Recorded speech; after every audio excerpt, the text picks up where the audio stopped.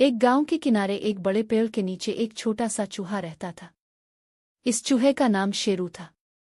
शेरू बहुत मेहनती और समझदार था। हर रोज शेरू खेतों में जाता और मकई के दाने जमा करके अपने बिल में रखता। गांव के दूसरे चूहे इस पर हंसते थे।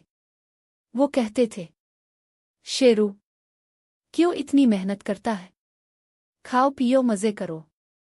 लेकिन शेरू खामोश रहता और मेहनत जारी रखता। वक्त गुजरता गया और एक दिन आसमान पर काली घटाएं छा गईं। तेज हवाएं चलने लगे। फिर जोरदार बारिश शुरू हो गई। बारिश इतनी बड़ी कि खेत पानी में डूब गए। अब कहीं भी दाना ना मिला। वही चूहे जो हंसते थे अब भूखे और परेशान थे।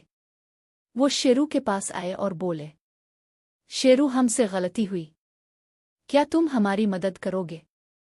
शेरू ने दरवाज़ा खोला, अपना ज़ख़ीरा दिखाया और कहा, मेहनत करने वाला कभी अकेला नहीं रहता। जो वक्त पर मेहनत करे वो मुश्किल में सबकी मदद कर सकता है।